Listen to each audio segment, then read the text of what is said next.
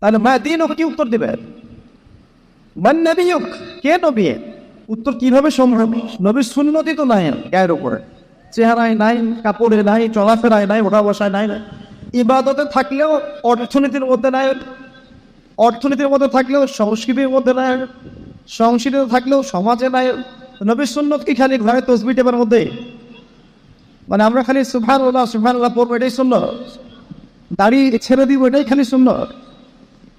টাকটার উপরে কাপড় পরবো, এটাই কি খালি সুন্নত?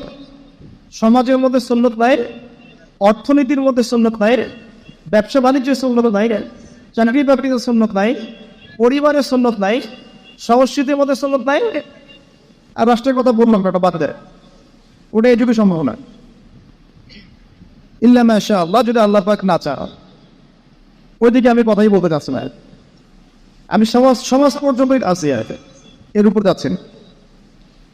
তো প্রিয় ভাই, এক নাম্বার কি বলেছি, তোমরা সতর্ক থাকবে মেয়ে থেকে। কি থেকে? মেয়ে থেকে 100 হাত দূরে, 100 হাত। মানে আমি বলি, পরামর্শ দেই, আমি তোমাদের ভাইয়ের মতো, ছোট হয়ে আর বড় হয়ে। আর আমাকে এসে আল্লামা সাহেব এইসব বড় দরকার নেই, আমি একদম তালে বেড়ে দেবে। এখানে বড় বড় অনেক আলেম ওলামায়ে কেরাম আছেন, আমি একটু বিব্রত বোধ করছি কথা বল। আমি জানি যে হকপন্থী ওলামায়ে কেরাম যারা, তারা আমাদের মতো অনলাইনেও আসেন না, এই ফেসবুক ইউটিউবে ভিডিও পাবেন না, এমনও আলেম বাংলাদেশে আছে জানেন, যারা বহু আলেম তৈরি করছেন, মাদ্রাসা খেদমত করছেন। তো তাদের সামনে আমাদেরকে যখন এইভাবে টাইটেল দেন, লজ্জা লাগে, বিব্রত বোধ করে। শেখার কোনো শেষ নাই। আমি আসলে মনে করতাম যে আমি যখন ইন্টারমিডিয়েটের পর থেকে চর্চা করা শুরু করছি, অনার্স মাস্টার্স পর্যন্ত, মনে করছি যে হ্যাঁ, মনে হয় ইসলাম সম্পর্কে ভালোই জানছি। তারপর যখন কওমি আলেমদের কাছে পড়তে শুরু করলাম, বলি এগুলো ভিতরের কথা, খোলামেলা বলি, গল্প করছি আপনাদের সাথে, রাগ করছেন নাকি? তখন বুঝলাম যে বিগত 5-7 বছরে তো আমি কিছু পড়াশোনায় করছি বলে মনে হচ্ছে না। যেমন একটা হাদিস শো করে বললাম যে ওস্তাদ, এই যে আল্লাহ রাসূল সাল্লাল্লাহু আলাইহি ওয়াসাল্লাম বলেছে যে একজন মুমিন ব্যক্তি আর একজন মুমিন ব্যক্তির আয়না স্বরূপ। কি স্বরূপ? আয়না স্বরূপ। তো আমি যদি অনলাইনে কোনো ভাইয়ের ভুল ধরিয়ে দেই সমালোচনার মাধ্যমে, তাহলে কি আমি হাদিসের উপর আমল করলাম না? তখন ওস্তাদ মিটিমিটি হাসছেন, বলছেন যে তোমার তো টুকটাক অ্যারাবিক গ্রামারের বেস ভালোই, তোমার কি মনে হয়?